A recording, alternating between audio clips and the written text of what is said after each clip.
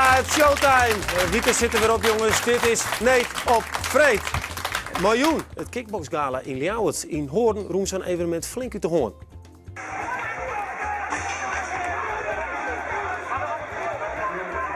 Vraag is vanzelfs, kunnen we dit nou morgen in Ljouwert? Ik verwacht je. Een discussie aan tafel. En dan pak ik dit er even bij.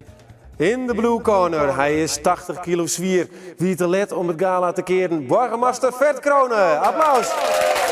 En in de red corner, hij waagt 84 kilo, baalt van de bemoeiende burgemeester, journalist en oud-kickbokser Jens Oldekalter. Nou weer normaal.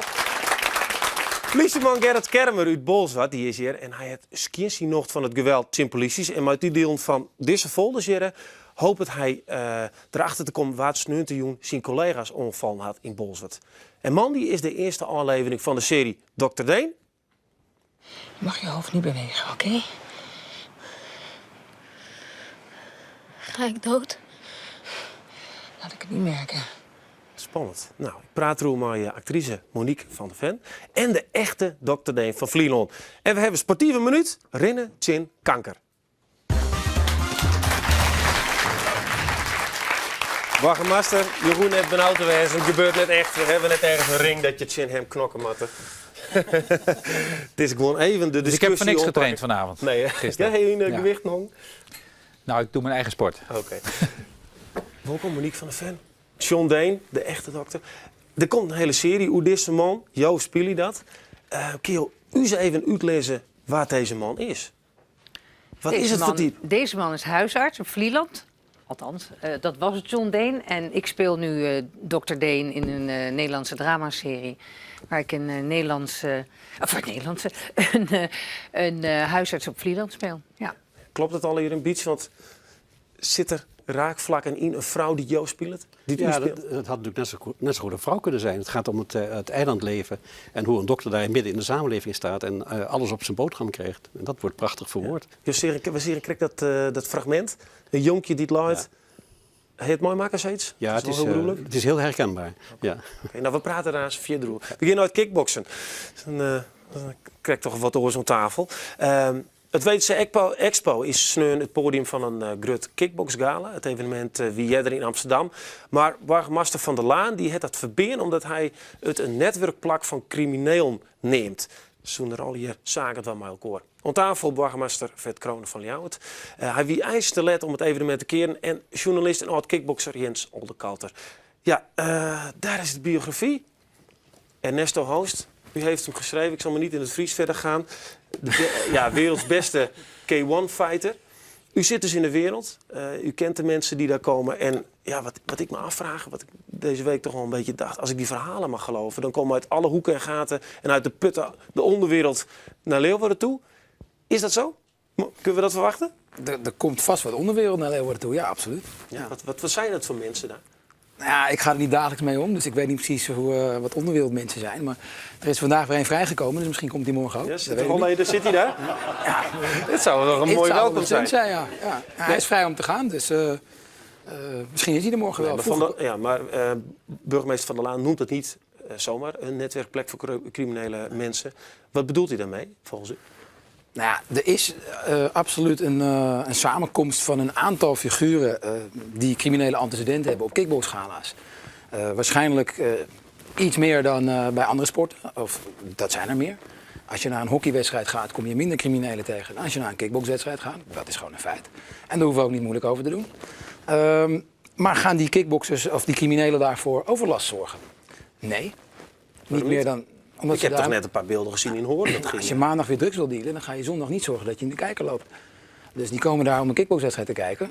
Als ze dat al doen. Ik bedoel, ik chargeer een beetje nu. Maar die komen daar om hun favoriete sport en sporters te bewonderen. Net als het grootste deel van de mensen, namelijk gewoon sportliefhebbers. Dat valt best wel mooi, Het is natuurlijk ook. Ik heb helemaal geen mening voor of tegen kickboksen. Hè. Van mij mogen mensen alle sporten doen. Schaken, kickboksen, wat dan ook. Waar ik voor ben als burgemeester is alleen maar kijken. Openbaar orde en veiligheid. Kan er iets misgaan zodat er onveiligheid ontstaat voor die mensen die gewoon een leuke wedstrijd willen hebben. En het andere is, en dat is wel degelijk toch een thema, is nou in de organisatie ook iets van criminaliteit. Hè? Dus wordt dit gefinancierd met crimineel geld? Is Of dat zo? Even zit dat erin? En Ja, Simon, Ruts, is dat... Van Simon... Die heeft toch een strafblad? Ja, oké. Maar wat is een strafblad? Waar heeft hij een strafblad voor? ik Hij heb heeft geen een keer een tik uitgedeeld aan zijn buurman die een vrouw sloeg. Ik zeg niet dat het goed is, maar ik vind dat niet een heel erg zorgwekkend strafblad. Maar dat Dus vindt u wel ik vind het een beetje flauw. nee, maar daarom om is het punt ook om de vergelijking met Amsterdam te maken. Amsterdam heeft nog nooit zo'n evenement verboden. Dus heeft dat 3 keer plaatsgevonden. Vervolgens hebben ze nu de regels aangepast. En in het vervolg kunnen ze dus onderzoek doen in Amsterdam. Dat als daar een onderzoek plaatsvindt, onderzoek je de organisatie. Ja. Dus niet de mensen op de tribune, maar dan kijk je gewoon bij de organisatie. Zit daar crimineel geld achter, criminele activiteiten? Dat ga ik de volgende keer ook doen. Ja. Zit dat er niet achter, niks aan de hand. Dan is het gewoon een goed Nee, maar Van der Laan festijn. zegt- Maar zit het er wel onder, dan komen ze er ook hier niet meer in. Nee, maar Van der Laan zegt, er zit daar een groep Hells Angels aan tafel. Er komen telkens mensen langs om handjes te schudden, introductie. En dat vindt hij een broedplaats van crimineel gedrag. Ja, zoals oké, hij dat maar zegt. dan zeg ik altijd, ga dan eens op zaterdagmiddag in een kroeg aan het Leidseplein, om er maar één te noemen, ik zal geen namen noemen. Maar dat is ook een halve biaskantine. En daar mogen die mensen gewoon komen. En de kroeg wordt ook niet gesloten. En de kroegbaas wordt niet lastiggevallen. En die mag volgend jaar gewoon open blijven. Die mag een feestje geven daar. Dus als alle criminelen besluiten om in de stoptrein van Leeuwarden naar Heerenveen te gaan zitten, gaan we dan zeggen, we heffen de NS op? Nee, maar NS wordt niet met crimineel geld gefinancierd. En die kroegbaas, als die dat bij horeca is een goed voorbeeld. Een horecaondernemer moet ook niet crimineel geld hebben. Dus tegenwoordig doe je bij horecaonderzoek, als een nieuwe horecaondernemer komt, doe je precies hetzelfde. Voordat hij een vergunning in Leeuwarden krijgt, moet hij onderzoek doen. En als die niet goed gefinancierd is, en ze kan niet zeggen het is van de bank het geld of het is van mijn oma, maar het is onduidelijk, het is zwart geld, dan krijgt hij geen vergunning. Nou, zo zal het hier ook gaan en dat geldt voor grote en kleine evenementen. Maar dat- niet alleen voor kickboksen. Nee, dus, maar hè. dat zegt u wel, geldt ook voor een schaakwedstrijd. Maar ja, goed, dat kunnen we wel zeggen. Maar Nou, dat er is zitten toch een tegenwoordig heel flauwe veel vergelijking. mensen uit verre landen in schaaktoernooien. Maar ik zeg het expres om ook te laten zien dat het hier geen keuze is tegen kickboksen. Want dat is een sport die is wereldwijd, nou dit gaat naar 164 landen geloof ik Hoeveel morgen. stad op de Dus kennelijk is het is natuurlijk in die zin een hele goede sport. Of mensen dat leuk vinden of niet, moeten ze allemaal zelf maar weten. Ik ga ook niet over de gezondheid van boksers, maar ik ga alleen maar over dit punt. Openbare orde, veiligheid en criminaliteit. En ja, daar is gewoon wel natuurlijk een risico. En dan moet je dat van tevoren bekijken. Welk risico doet u op, als ik vragen mag? Nou, het risico van openbare orde en veiligheid kan zijn dat als daar inderdaad iets gebeurt, van vechtpartijen of wat dan ook, maar dat gebeurt ook wel eens bij andere evenementen, maar hier heb je een bepaalde groep. Roda? Hè? Cambuur Roda? Ja, daar nemen we ook gigantisch veel maatregelen voor. En bijvoorbeeld heb ik nog een jaar geleden of anderhalf, heb ik bijvoorbeeld verboden dat de supporters van Go Ahead hier op de tribune zaten. Oké. Want er waren vechtpartijen geweest, de wedstrijd daarvoor. Toen zei ook iedereen, ja dat moet je niet doen, maar de rechter zei je hebt volkomen gelijk, want er zijn risico's. Nou, zo moet ik bij ieder evenement de risico's inschatten. En als het te erg is, dan verbieden we het gewoon. Heren, ik onderbrek je even, want de dogge ek Frieske freefighters, kickboxers, maar kickboxers in wat ik zei. Joeke Kroeze die zocht de 2 jongens op die het mooi doggen, want ze doggen mooi nog net in de echte grutte knapen, maar in het voorprogramma. Martin Terpstra en Fernande Goedings en Joeke zocht ze op in de arena.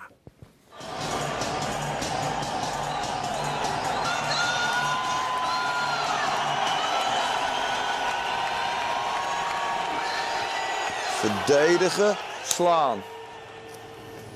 Ja? Oké, pak je mans. Je begint het al hier in de sportskwallen met Giro Gym in Ljouwert. Daar krijg je Ben in groep zo'n 8 les van Stefan Berkenpas. Hij is kickbokser en het werken bij de politie. Onder andere heb ik 14 jaar bij het ministerie van Justitie gewerkt. Daarbij 6 jaar bij speciale eenheden.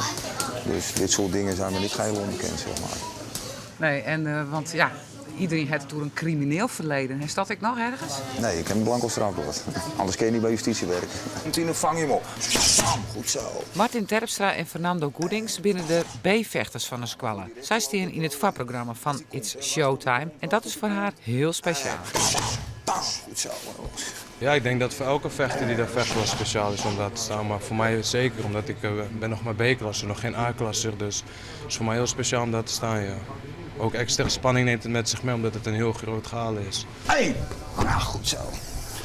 2. Ja, werk. 3. Ja, goed zo. Kickboksen is net als andere sporten een afspiegeling van de maatschappij. Er zijn natuurlijk net zo goed voetballers, ijshockeyers, noem maar op, die ook met justitie in aanraking zijn. Dat zegt niks over het leeuwendeel van de mensen wat die sport beoefenen natuurlijk. Nee? Vind ik niet. Hoe ik het zie, vind ik dat het best meevalt. Het kan net zo goed bij een wedstrijd van Ajax tegen Feyenoord of zo zijn dat er wat criminelen daar zitten. Criminelen bevinden zich overal. Dus ja, ik vind het wat opgeven. Kom op Van Wijkie, je doet het goed. Gaat ie nog? Nou, ik vind dat jullie het zo belangrijk. Ik vind dat ze alle twee moeten winnen. Oké, ik Van Wijk heeft gewonnen. Nou, pittig. Zelfs de liedsten al, de kleintjes doen al mee. Is dit normaal dat al die kleintjes ook mee knokken? Als ze goed begeleid worden, vind ik dat geen enkel probleem. Ja. Toch wil ik nog eventjes naar de kern gaan van het verhaal, want er is toch veel om te doen geweest. U bent ook veel in het nieuws geweest. U zegt, andere gemeentes, als jullie het nog niet goed geregeld hebben, regel nu, want dan kan je dit tegenhouden. Waarom wilde u zo graag die oproep doen als u ook zegt, ja, als er niks aan de hand is, mogen ze gewoon komen? Omdat voor alle gemeentes zal gelden, net als voor Amsterdam, dat je wil het instrument hebben om van tevoren onderzoek te doen. En dat moet je van tevoren regelen. Want we zijn een rechtsstaat. Dus je kunt niet zomaar als burgemeester zeggen. Nou, dat was al überhaupt niet bekend. En wat Amsterdam nu heeft ingevoerd, kan dat je van tevoren onderzoek doet of de organisatie crimineel is. Dat is de wet Bibop, is dat toch? Dat is de wet Bibop, maar dit mocht nog niet. Maar dat is een jaar geleden ingevoerd. Nee, 1 oktober pas. Maar gaat Dus dit is pas sinds jongsleden 1 oktober mogen wij pas bij sportevenementen van deze aard dit doen. En dat is een oproep die ik heb gedaan aan anderen. Want als het in de landelijke wet staat, moet je het ook weer vertalen in je regelgeving van de gemeente. En nou, dat hebben wij nu per 5 januari gedaan. Hoe lang en is dat het roep ik ook bekend anderen dat dit gala gaat plaatsvinden? Want het is vast niet langs u heen gegaan. Dat is eerder in het najaar gebeurd. Ja. Maar ik kan dus niet, als dit in september wordt aangevraagd en de wet wordt pas op 5 oktober veranderd, dan kan ik niet met terugwerkende kracht de wet veranderen. En dat is maar goed ook, want we leven in een rechtsstaat. Dus dan zou ik juist willekeur alleen dit evenement treffen. En dat kan niet. Wat vind je ervan dat hij toch eerst alle andere steden en burgemeesters een waarschuwing geeft? Dat vind ik een beetje stemmingmakerij. Ik vind de timing ook een beetje apart. Zo vlak voor dit evenement. Want daardoor gaat bijvoorbeeld het volgende evenement wat meneer Ruts in Den Bosch wil organiseren, gaat niet door. Is dat zo? Heeft Den Bosch... Nou, ik weet dat niet, maar als meneer Ruts niks te verbergen heeft en hij is gewoon een goede organisator, er is geen verband met criminaliteit of zwart geld of wat dan ook, dan kan Den Bosch ook zeggen, we hebben onderzoek gedaan en u bent schoon. Dus ik zou zeggen, ambtenaren hebben onderzoek wie de schoen past, trekt hem aan. Er is er zelfs een mee geweest naar Brussel, want ik heb meneer Ruts vandaag even gesproken hierover. Ja. Hij heeft zichzelf ook nog eens gemeld bovenop het feit dat hij genoeg had aan alleen de vergunning van de hal bij de politie. En hij heeft met de politie contact gehad. Hij heeft ook gemeld wat er in Amsterdam voor problemen waren. Ja. En de politie heeft letterlijk gezegd, ja, dat is de politie Amsterdam, de gemeente Amsterdam. En wij zijn Leeuwarden en wij kijken er op onze manier naar. En wij vinden het hartstikke leuk dat u komt. U bent welkom. Ja, maar dat is de kant van de organisatie. Hè? Hebben we de ruimte ervoor? Hebben we een prachtige hal? Nou, we hebben de prachtige ruimtes voor. Dus nee, dat hebben ook de ambtenaren gezegd. Hè? Jawel, maar die ambtenaar die mee is geweest, die ging over het sportkant, maar niet over de criminaliteitskant. Okay. Dus ik ga over het geheel. Maar dat weet hij toch ook natuurlijk? Ja, maar daarom was ook helemaal geen probleem om eens te kijken hoe dat in Brussel gaat. Zoals het eerste wat ik deed is contact met Eberhard van der Laan opnemen. Die overigens toen toevallig ook nog hier in de stad heeft rondgelopen. Die heeft me precies verteld waarom die vroeger niks kon en nu wel. Maar ook hij heeft er een half jaar over gedaan om zijn regels aan te passen. En pas bij 1 oktober heeft de minister de regels. Maar goed, als er nu iemand dat komt organiseren en die is helemaal schoon. Niks aan de hand. In principe is er dan niks aan de hand, want er is een rechtsstaat hier. Maar ook als je weet dat er morgen de Mercedes gepantserd voorkomen rijden en iedereen die misschien wel wat te verbergen heeft, komt binnen en gaat daar handeltjes met elkaar drijven? Als er ter plekke handeltjes worden gedreven, maar zelfs als er morgen handeltjes gedreven wordt, dan stoppen we midden in dit programma. Ja, is dat zo? Natuurlijk. Als u ziet dat mag hier aan tafel. Wat voor handeltjes heeft u het over? Nou, dat was de vraag. Nee, maar stel je voor... Ik ga ervan uit dat er geen handeltjes plaatsvinden. Nee, maar als Willem Holleder daar morgen zit en iemand komt, een Hells Angel komt hem een hand geven, dan ze zijn allebei vrij. En als ze niet vrij mogen zijn, dan moeten ze binnen zeg ik zitten. wat minister Opstelten vandaag heeft gezegd. Iemand die zijn gevangenisstraf heeft uitgezeten, die mag weer gewoon wat iedere burger mag. En als hij dat morgen doet, maar als er morgen een vechtpartij zou plaatsvinden, en daar ga ik niet vanuit, want er zijn heel veel veiligheidsmaatregelen genomen. Overigens in goed overleg met de organisator. Dus ik ga ervan uit dat het allemaal heel rustig verloopt. Maar dan hebben we het over openbare orde en veiligheid. Hè? Heeft u extra politie ingezet trouwens? Nou, we zeggen nooit, ook niet bij andere evenementen, wat we precies doen. Maar u kunt ervan uitgaan dat we meer dan voldoende mensen beschikbaar hebben. Dat is ook een mooie gelegenheid voor de recherche om even te kijken wie allemaal komen, toch? Nou, dat is het altijd. En daar maken ze ook absoluut gebruik van. En de hele slimme jongens die gaan gewoon op de tribune zitten, tussen de liefhebbers. En, die kost €125 trouwens. Ja, dat is voor niet zo'n probleem, denk ik. En dat hebben ze Nou, daar kan je toch ook wel invullen, denk ik. Genoeg geld. Maar waar het om gaat is, hoe groot is de kans dat er iets gebeurt? En als je statistisch gaat kijken naar het aantal kickboxgala's dat er wekelijks plaatsvindt in Nederland, en dat zijn er heel veel, en afgezet tegen het aantal incidenten, ja, dan komen we op Hoorn uit een half jaar geleden. Nee, maar daarom, omgekeerd. Stel dat ik wel dacht dat er risico's zouden zijn morgen voor openbare orde en veiligheid. Ja. Dan ging het ook niet door. Nee. Want zo verbied ik ook wel eens een voetbalwedstrijd. En ik heb ook al kroegen gesloten waar jongeren alcohol krijgen. Daar ben ik heel simpel in. Ernstige overtreding, gewoon geen evenement. Okay. Gaat u er morgen kijken? Nee, ik ben morgen natuurlijk druk bezig met wat er allemaal verder gebeurt.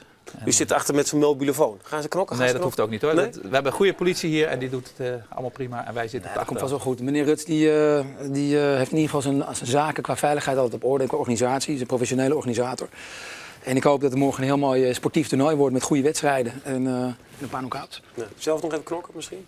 Ik ga knokken tegen mezelf op de schaats volgende week. Oké, wijze zee. Ja, ik ga morgen weg. Helaas kan ik er dus niet bij zijn. Dat vind ik Echt heel, ja. Nou, dat vinden wij in Friesland prachtig. Ja, ik ga het zo mooi. Je kan beter hier blijven, want het gaat vriezen. Dus Ja, dan kan je hier op een Rietkerkse polder. Dat kan zomaar. Heren, dank voor uw discussie.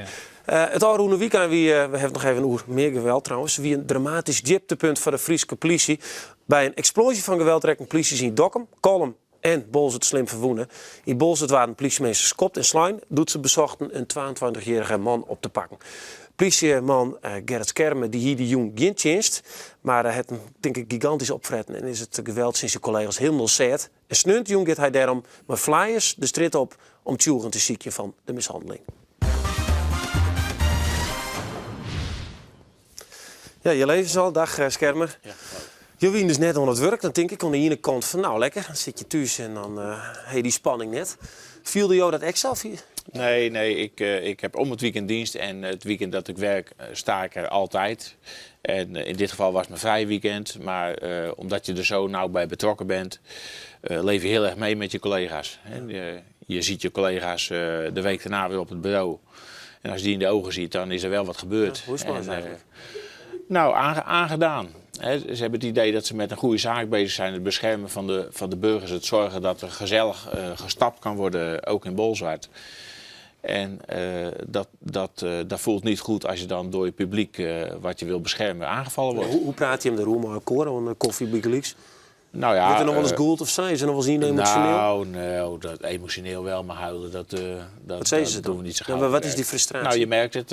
Als je ze een schouderklopje geeft, dan zie je toch dat wat doet met die mensen. En dat ze emotioneel zijn. En ja, dat heeft veel impact gehad op deze mensen. Ja, want er zijn mensen slaan, onval, toch jongeren waarschijnlijk onder invloed van drugs en alcohol. Nou kijk, het vervelende is, het begint omdat ze dus een jongen aanhouden die ander publiek aangevallen heeft. Dus de rest van de stappers die willen ze in bescherming nemen tegen deze vechtersbaas. Vervolgens worden ze door een groep aangevallen en dat voelt dus raar. Ja. Je wil je publiek daartegen beschermen en datzelfde publiek, het zullen vrienden van de jongens geweest zijn, die vallen je dan aan. En Bolzert is een kleine stad met een centrumfunctie, dus er is altijd wel wat wrijving tussen de jeugd van Bolzert en jeugd van omliggende dorpen. Dus daar verwacht ik nou ook wat van. Maar dan gebeurt het, dan een explosie van geweld in Oorendwarpen. En dan wordt dan worden de politie eigenlijk in het rekken. En dan bedenk je jou van nou, ik moet maar een flyer motie. Getuigenoproep geweld tegen politie en burgers. Komt dit bij jezelf aan? Of lezen deze voorgedrukt? Nee. Ik heb het zelf bedacht. Ik dacht donderdag, het kwam zo op van laten we gaan flyen. Want het loopt niet storm met getuigen. En dat vind ik op zich al opmerkelijk. Er zijn natuurlijk een aantal mensen die vooraan staan. Hoeveel mensen kunnen er ongeveer bij? Weet je het? Er zijn een man of 25, 30 geweest die de politie aangevallen heeft. Ja. En daarnaast staan er natuurlijk dat is de groep waar ik me op richt. Een 100 man omheen te kijken en te filmen misschien wel. Want overal zijn filmpjes van als de politie iets doet. Ja, de politie doet wel, dan komen ze op YouTube. Ja, maar als ze wat in de politie doen, dan komt het net op YouTube. En die groep die hoor ik niet. Nee. En verwacht je nou echt dat jouw snunt jong, dan heeft ze misschien er al wel wat in je kommeloos. Zeg van nou ja, ik ben ik heb er twee doelen mee. Wil ik het onderzoek steunen door meer getuigen te krijgen met filmpjes, met getuigenissen van. Want er zijn veel mensen geweest, misschien denkt de jeugd ervan, ze weten allemaal wel wat er gebeurd is. We zijn erg op zoek naar getuigen die wat kunnen vertellen. En het tweede doel is, ik vind het een goed middel om met de jeugd in gesprek te komen. Er is genoeg jeugd die jou dat net altijd? Ja, ik ben veel te voet op straat en ik praat wel met de jeugd. Het zijn ook niet allemaal vriendjes van me. Dat hoeft ook niet als je bij de politie werkt. Maar ik wil met ze in gesprek komen van hoe moet het nou anders?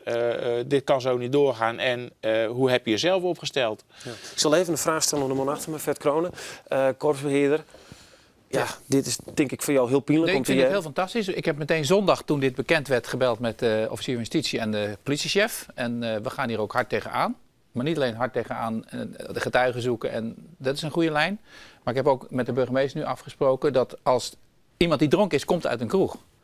En waarom laten kroegbazen mensen dronken worden in hun kroeg en de straat op gaan? Dus als er stelselmatig uit dezelfde kroeg of discotheken voortdurend mensen komen die te veel gedronken hebben, en soms ook nog wat pilletjes erbij, want dat maakt het nog 3 keer zo erg, dan gaan we die kroeg gewoon sluiten. Nou, dat Want is mensen, een stevige... dat is in Leeuwarden goed bevallen. Hè? Dus als een kroeg stelselmatig oorzaak is van geweld op straat voor de deur, dan moeten ze maar voelen. Want ze moeten gewoon mensen minder drinken. Ja. Nou, dat is een optie. En nou ja, dat komt er hopelijk uit.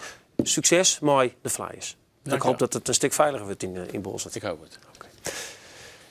Ja, er is de aanroende week een soort praat over de dramaserie Moordvrouw van RTL. Maar Friesland wordt net alleen terug de commerciële op de kaart zet. Ook de publieke omroep had een Fries product, Dr. Deen. En Normandie is de eerste aflevering over de Vlielander Dr. te zien.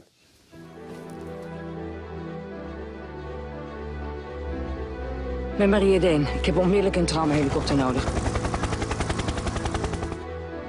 Ja, de waarheid is net precies zoals je denkt dat die zou zijn. Jij bent hier toch de dokter? Jij moest toch zo nodig een ander? Welkom thuis, man. Ik ben je niet kwijt. Ik ben je man niet. Ik ben je vader niet. Ik ben je zoon. Loslaten, mam. Loslaten. Hou je vast, idioot!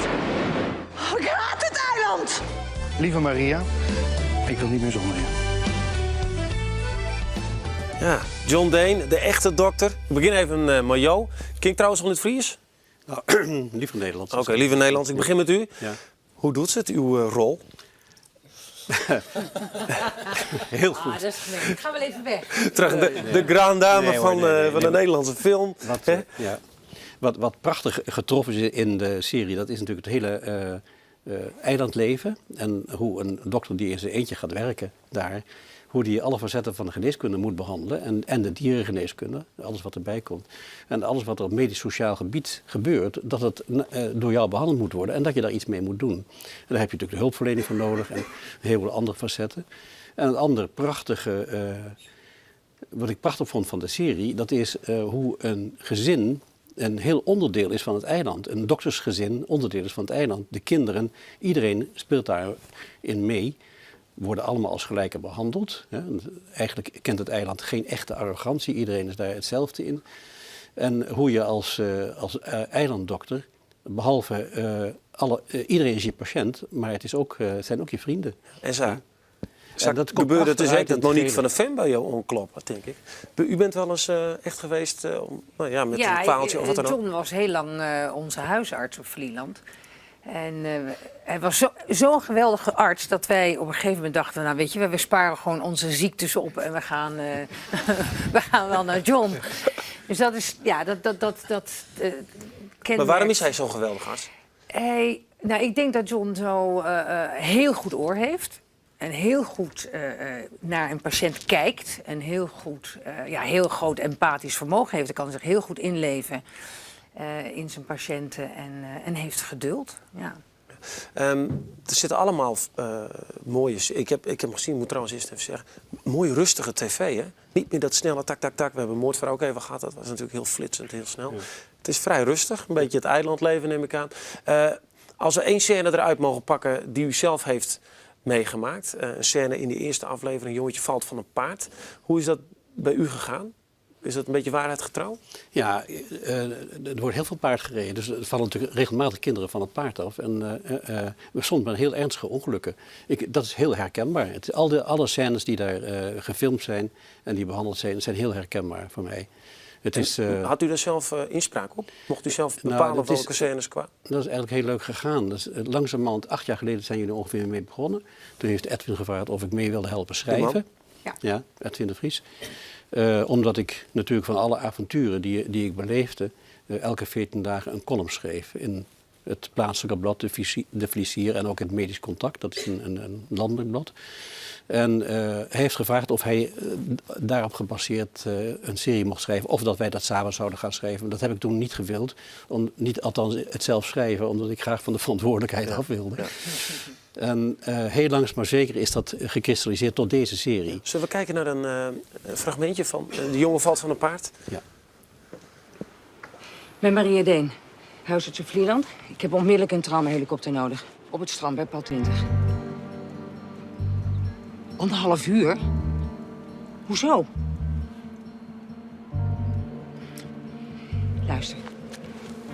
zit hier. Komt goed, hoor. Van 9. Heb je al eens in een helikopter gevlogen? Nee. Dat is heel gaaf. Liquor uit zijn oren? Ja.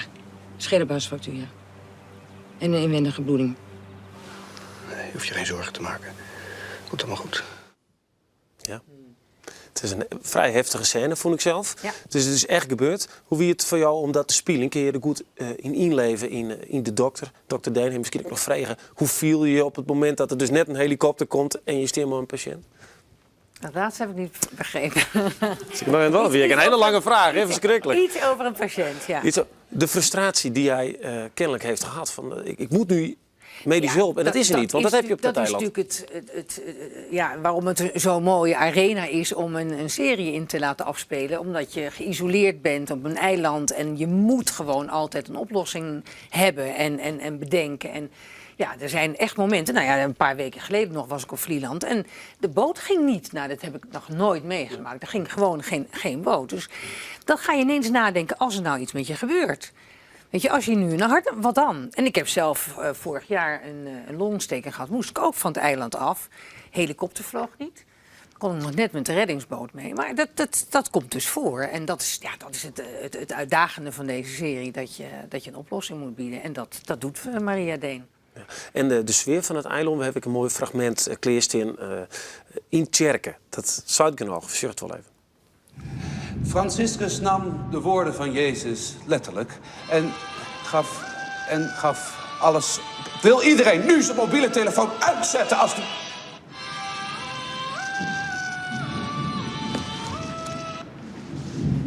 Hallo? Ja. Excuus. De heilige Franciscus. De heilige... Doorlopen.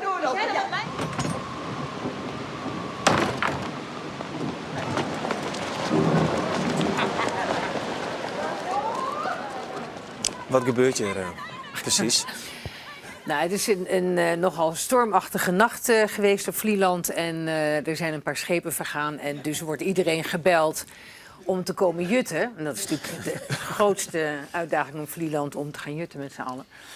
En hier vechten ze allemaal heel hard om wie het eerst natuurlijk op het strand komt. Want dan kun jij het hout claimen. Dan is de Tjerken net zo heilig meer. Toch heb ik me wat laten vertellen. Jutten is jatten. Die hebben we nog nooit gehoord. Wat leuk. Nee. Ik ben op een schoolreisje geweest naar een van de eilanden, ik weet niet meer welke. Het komt niet uit jouw criminele... Scherp. Ja, scherp. Nee, je hebt geen strafblad, toch? Niet dat ik weet. Nee, misschien. Maar, Je bedoelt ja. Niet dat ik weet, ja. Maar de sfeer, hè, want dat is natuurlijk wel mooi. U heeft daar ook wel naar gekeken. Maar u moest af en toe ook wel eens ingrijpen. Hè? Want ik begreep dat er is een scène over een zelfmoord. Die is eruit gegaan, toch? In de script. Ja. Kunt u eens uitleggen waarom u dat gedaan heeft? Waarom u gezegd heeft... dat is in overleg gebeurd met de weduwe van degene die zelfmoord gepleegd heeft. En dat was natuurlijk een beetje pijnlijk en ook verkeerd begrepen. Dat moest herschreven worden, maar dat heeft Edwin ook meteen opgepakt. Het ging over, ja... Dat gaat dus over mensen, hè? En je kent elkaar allemaal op dat eiland. Dat is eigenlijk meer de vraag. Ja. Kan je alles maar zomaar doen? Nee. Ik heb ook in mijn columns altijd zo geschreven dat mensen zich wel herkenden, maar dat het niet precies duidelijk was wie het was. En indien dat het risico er was, en vooral als het hilarisch was, en dat is natuurlijk heel vaak, dan had ik dat van tevoren even overlegd met de persoon in kwestie, of die daar bezwaar tegen had. En hadden ze daar bezwaar tegen, dan is het niet doorgegaan. En zo is het nu eigenlijk ook gegaan. Ja, hè? Edwin heeft ook zich absoluut daar rekening mee gehouden dat, natuurlijk, dat mensen kwetsbaar zijn en dat je niet zomaar alles kan schrijven. Ja. Heeft u nog een mooie anekdote van Monique van der Ven, of valt dat onder doktersgeheim? Jij moet niet alles te weten, hoor. Nee, Monique die heb ik voor het eerst ontmoet op het spreekuur. En toen heb ik het niet herkend, hoor, eerlijk gezegd. Is altijd pijnlijk, hè? Nee, dat heb ik helemaal nooit. Het is altijd zo dat de kinderen die zeggen dan... en, hoe was het? Hoe was het? Weet je wie dat was?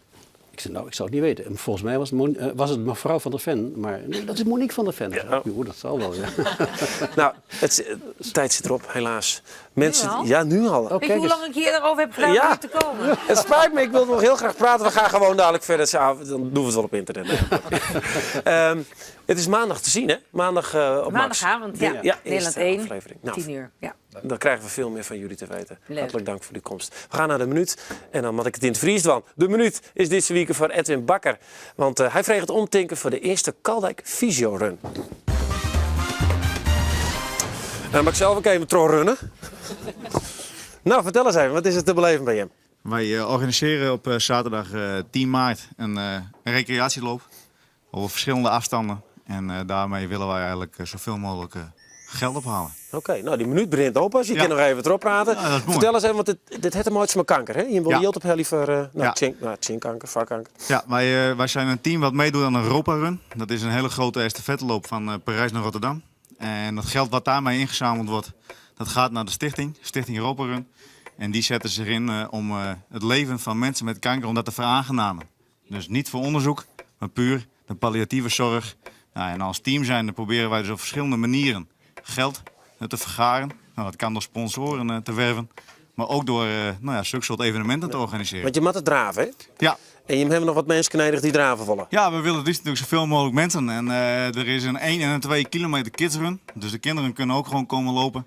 En er is een 5, een 10 en een 15 kilometer voor degenen die het iets langer volhouden. Ja, en nog zo'n minuten voor een website. Ja, nou, www.teamfriesland.nl. Daar staat ook alles op. Of www.europarun.nl. Ben, clear. Oké. Hey, bedankt. Succes en mooi. Ja, dankjewel. Nou, applaus. Wil je hem nou een minuutje hebben om een oproep te doen? Mail dan naar neetopvreet@omroepfriesland.nl. Dan wie dit neet, ontnij wie vreet. Dank je.